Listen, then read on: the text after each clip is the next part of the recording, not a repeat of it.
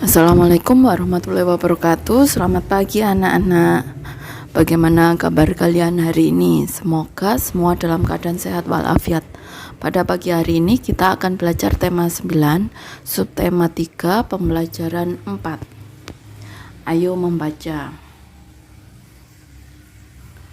Pesawat bertenaga matahari. Perkembangan ilmu pengetahuan dan teknologi memberikan kesempatan manusia untuk melakukan penjelajahan ke angkasa luar. Penjelajahan ke angkasa luar dilakukan untuk mengetahui lebih banyak tentang kemungkinan kehidupan di luar bumi kita. Hal ini juga mendorong semakin canggihnya teknologi transportasi udara. Salah satu hasil berkembangnya ilmu pengetahuan dan teknologi adalah kebutuhan manusia untuk melakukan transportasi udara. Transportasi udara dikembangkan dengan menggunakan energi alternatif untuk mengurangi pemakaian bahan bakar fosil yang mencemari lingkungan. Seorang penemu balon kebangsaan Swiss, Bertrand Piccard, yang bekerja sama dengan sebuah perusahaan dari Swiss, melakukan uji coba dalam pembuatan pesawat berbahan bakar energi matahari. Rentang pesawat ini dibuat lebar sekitar 72 meter. Hal ini dilakukan agar panel surya di atasnya dapat mengumpulkan energi matahari cukup banyak. Pesawat ini digunakan untuk melakukan misi keliling dunia secara bertahap.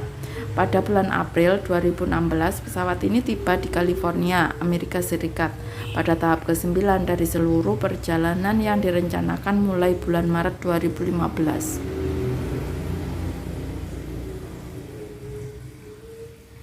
Kemudian ayo berdiskusi. Berdasarkan bacaan singkat di atas, lakukan diskusi dengan teman sebangkumu untuk menjawab pertanyaan berikut.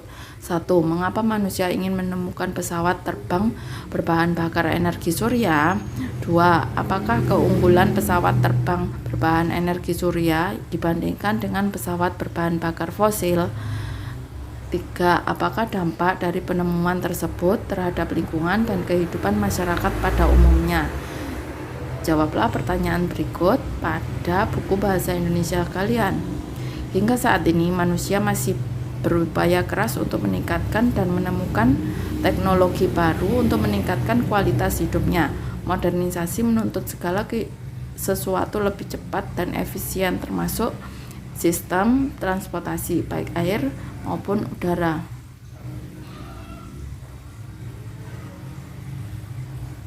Kemudian ayo membaca. Bacalah artikel berikut ini dengan seksama. Pengaruh modernisasi terhadap perkembangan sistem transportasi air dan udara. Perkembangan teknologi terus mengalami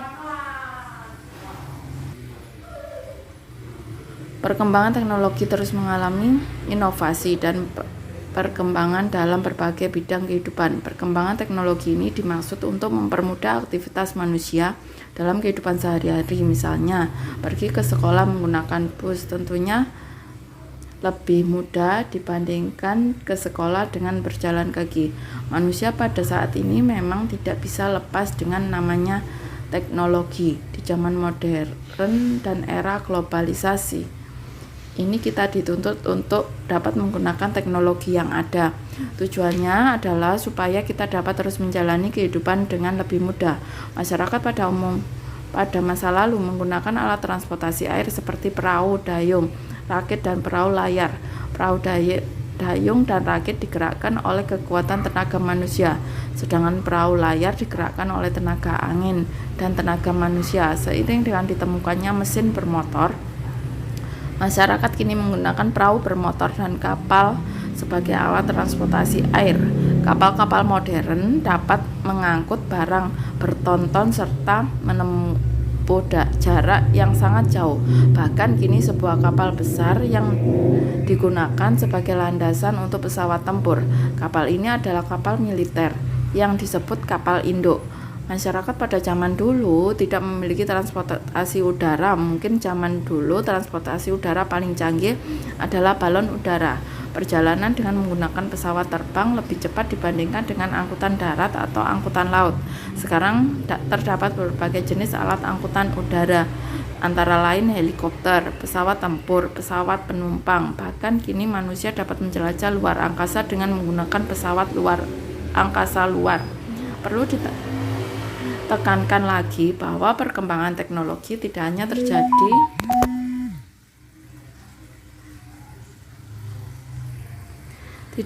terjadi pada transportasi saja, melainkan pada seluruh bidang kehidupan, seperti di militer, kesehatan, dan komunikasi. Namun, perkembangan teknologi ini lambat laun memiliki dampak negatif seperti polusi udara. Akibat semakin banyaknya kendaraan bermotor, kita harus bersikap bijak dalam menanggapi perkembangan teknologi ini agar dampak yang ditimbulkan dapat diatasi dan dimanfaatkan sisi-sisi positifnya. Ayo berdiskusi bersama dengan teman sekelompokmu, lakukan beberapa kegiatan berikut ini. Pilihlah sistem transportasi udara dan air yang akan dibahas kelompokmu dengan menggunakan berbagai sumber informasi. Lakukan perbandingan alat transportasi air dan udara, baik dulu maupun sekarang. Gunakan tabel berikut untuk mencatatnya. Kalian buat tabel seperti ini pada buku IPS kalian, berisi tentang satu kolom tenaga penggerak, fungsi, dan contoh gambar. Kemudian kolom lainnya transportasi air sebelum modernisasi, transportasi air setelah modernisasi, transportasi udara sebelum modernisasi, dan transportasi udara setelah modernisasi. Modernisasi memang memberikan dampak baik langsung maupun tidak langsung. Demikian juga dampaknya sistem transportasi darat saat ini. Bersama dengan teman sebangkumu, diskusikan dampak positif dan negatif terhadap kelangsungan hidup masyarakat maupun dampaknya terhadap lingkungan. Gunakan diagram berikut untuk mencatatnya. Kalian buat diagram berikut dampak modernisasi terhadap sistem transportasi air atau udara. Dampak positif terhadap kehidupan masyarakat, dampak negatif terhadap kehidupan masyarakat, dampak negatif terhadap lingkungan, dan dampak positif terhadap lingkungan. Kalian dapat mengerjakannya pada buku IPS kalian. Presentasikan hasil diskusimu di depan kelas dengan percaya diri dan buatlah kesimpulan tentang kegiatan di atas. Perkembangan alat transportasi telah memberikan banyak kemudahan kepada masyarakat penggunanya. Berbagai alat transportasi telah silih berganti seiring dengan perkembangan teknologi. Alat transportasi bermesin kini menjadi pilihan utama untuk digunakan. Lalu bagaimana dengan alat transportasi tempo dulu yang pernah digunakan masyarakat? Beberapa contoh alat transportasi yang tersimpan di museum-museum, tetapi ada juga yang dijadikan benda koleksi oleh masyarakat. Berikut adalah salah satu kisahnya. Ayo membaca. Sepeda ontel warisan kakek. Kring, kreng, kring, kreng. Bunyi bel sepeda milik ayah di depan rumah. Ayah sudah bersiap-siap untuk berangkat kerja. Seperti biasa pula, ayah mengajak Didin berangkat bersama. Tempat kerja ayah terletak di tepat di depan sekolah Didin. Akan tetapi akhir-akhir ini sikap Didin agak berbeda. Ia seperti malas berangkat bersama ayah. Didin pura-pura sibuk mencari buku tulisnya. Didin, ayo berangkat sekarang, panggil ayah dari depan. Aku mencari buku catatan dulu ayah. Aku lupa meletakkannya. Ayah berangkat saja dulu. Didin jalan kaki saja, jawab Didin dari dalam kamarnya. Begitu melihat ayahnya berangkat, Didin bergegas keluar kamar dan langsung berangkat ke sekolah. Dengan berjalan kaki, sebenarnya Didin senang berangkat bersama ayah ke sekolah. Hanya saja ada yang membuatnya gelisah. Beberapa teman kelasnya mulai mengolok-olok sepeda milik ayahnya. Menurut mereka, sepeda ayah sudah kuno dan ketinggalan zaman. Ayah memang pernah bercerita bahwa sepeda ayah memang sepeda yang dibuat pada zaman Belanda dulu, sudah sangat tua. Orang-orang menyebutnya sepeda ontel. Sepeda ini terbuat dari rangka besi yang kuat dan tinggi. Ayah sangat sayang kepada sepeda itu, bahkan sangat bangga. Setiap hari sepeda itu dirawat dan diperiksa dengan teliti. Ayah bahkan memberinya nama sendiri, yaitu Sri Kandi. Siang itu Didin pulang sekolah dengan berjalan kaki menyusuri jalan yang sepi. Panas matahari membuat Didin merasa kelelahan. Ia lupa membawa botol air minum. Didin merasa kehausan dan tiba-tiba kepalanya pening. Matanya berkunang-kunang, keringat bercucuran. Didin merasa hendak pingsan. Tiba-tiba terdengar suara bel sepeda dari belakang. Kring kreng, kring kreng. Itu suara sepeda ayah. Din, ayo cepat naik, kamu pucat sekali, kamu seperti dehidrasi, perintah ayah. Walaupun Didin merasa segan naik sepeda ayah, tetapi ia merasa tidak punya banyak pilihan. Didin menurut, ia pulang dibonceng ayahnya. Ini sepeda peninggalan kakek, Din, kata ayah kepada Didin, meminta penjelasan mengapa ayah sayang sekali dengan sepeda ontel tua itu. Didin sudah terlihat lebih segar setelah minum cukup air. Ia merebahkan dirinya di kursi ruang tengah. Didin memang tak sabar ingin bertanya soal itu. Kakek juga sangat sayang dengan sepeda ini, Din. Dan waktu itu ayah memang berjanji akan merawat sepeda peninggalan kakek ini dengan baik. Jika kakek meninggal, jelas ayah. Ayah tahu kamu malu dibonceng ayah dengan sepeda ini kan? Kamu harus tahu sepeda ini kini harganya mahal, Din. Para pecinta sepeda antik menghargainya dengan harga yang tinggi. Tetapi ayah tidak akan membiarkan sepeda ini dijual. Jadi ayah juga berharap suatu saat nanti Didin akan merawat sepeda itu. Jelas ayah panjang lebar. Didin tertunduk. Sepeda itu ternyata harganya sangat berharga bagi ayahnya dan hari ini sepeda itu menolong Didin segera mendapatkan pertolongan. Aku harus minta maaf kepada ayah. Maafkan Didin ya. Didin berjanji akan belajar merawat sepeda ayah baik-baik. Sebagai ucapan terima kasih, Didin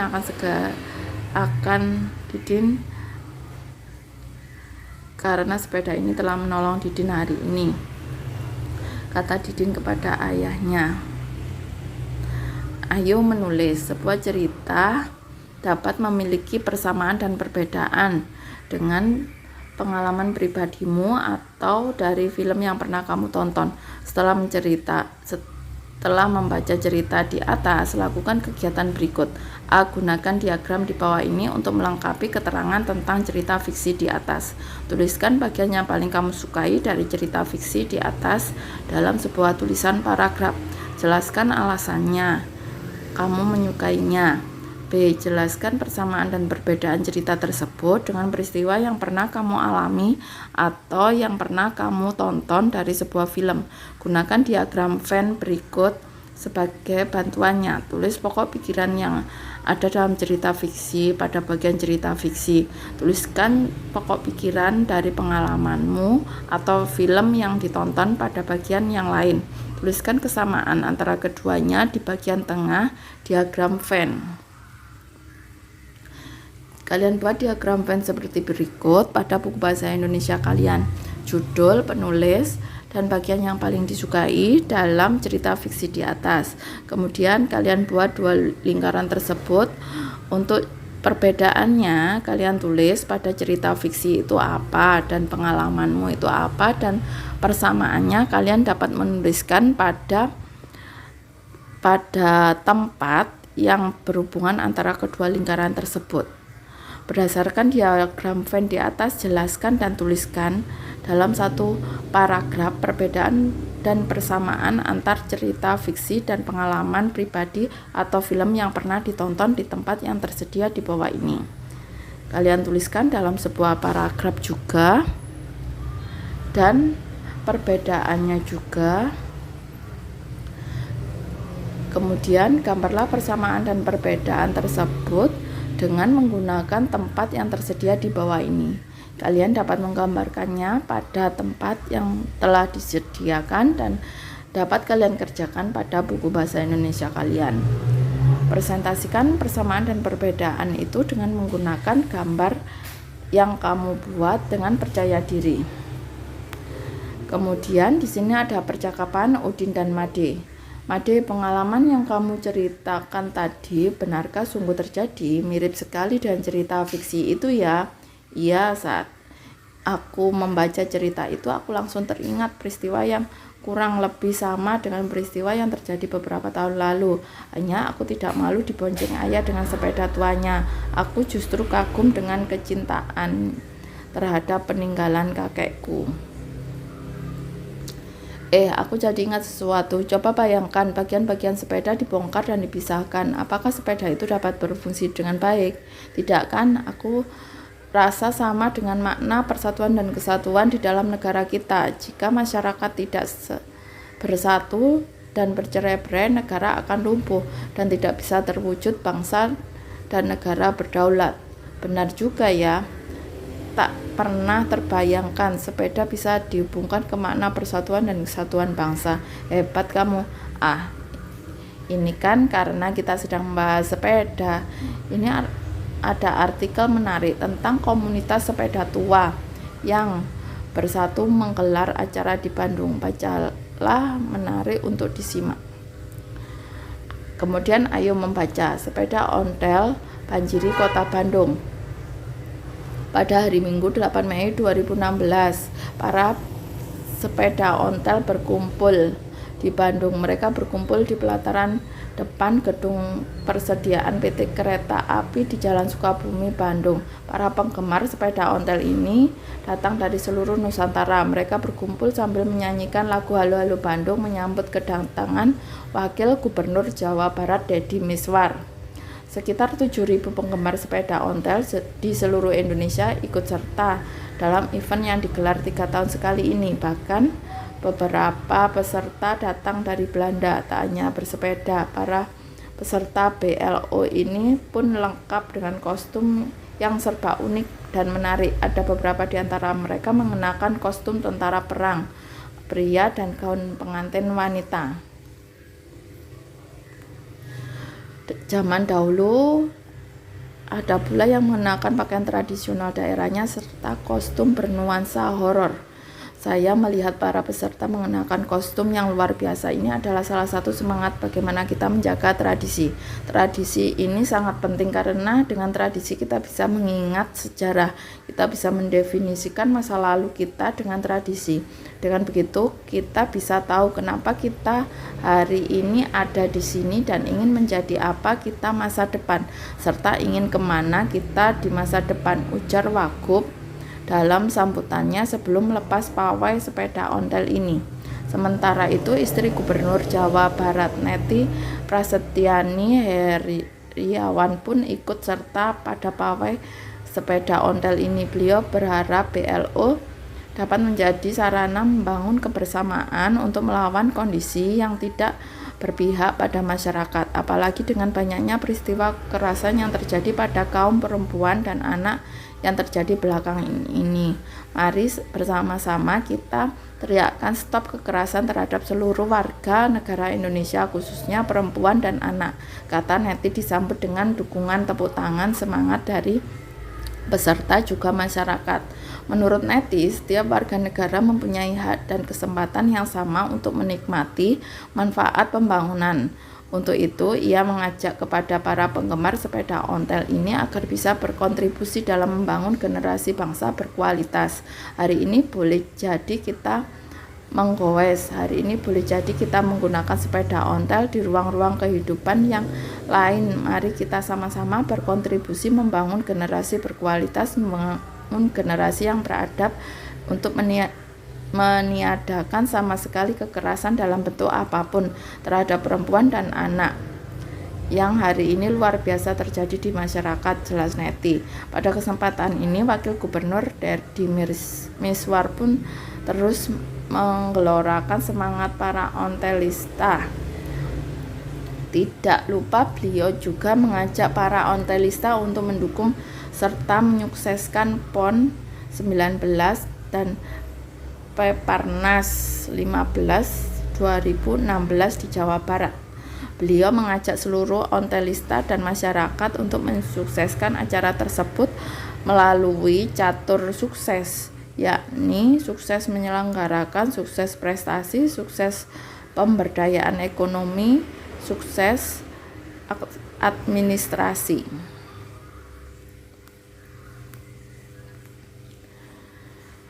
Ayo berdiskusi bersama dengan teman dan kelompokmu, analisislah artikel di atas dengan mencari dampak persatuan dan kesatuan terhadap masyarakat sekitar dengan menggunakan tabel berikut. Perhatikan contoh. Di sini ada kolom Kegiatan menyanyikan lagu Halo Halo Bandung, dampak terhadap komunitas, mengobarkan semangat persatuan dan kesatuan di kalangan anggota komunitas sebagai bentuk penghormatan kepada warga Bandung sebagai tempat penyelenggaraan kegiatan, sebagai bentuk penghormatan kepada peristiwa patriotik yang terjadi di Bandung pada masa lalu. Kemudian, dampak terhadap masyarakat luas, mengingatkan masyarakat terhadap pentingnya persatuan dan kesatuan dan bangga menjadi warga negara Indonesia, mengingatkan masyarakat pentingnya saling menghormati perbedaan dan mengobarkan semangat kepahlawanan yang pernah terjadi di masa lalu. Jadi kalian buat seperti ini, dilanjutkan kegiatan lain yang terdapat pada bacaan di atas. Kalian buat seperti itu. Kalian dapat mengerjakannya pada buku IPS. Kemudian ayo renungkan, menurut dampak modernisasi terhadap sistem transportasi apa yang paling mempengaruhimu, mengapa, bagaimana caramu menghadapinya. Kemudian kerjasama dengan orang tua, diskusikan dengan orang tuamu alat transportasi apa yang menjadi pilihan utama keluargamu. Jika ingin bepergian dan jelaskan alasannya, lakukanlah perbandingan dengan menggunakan alat transportasi lain. Demikian pembahasan kali ini, Ibu akhiri. Wassalamualaikum warahmatullahi wabarakatuh.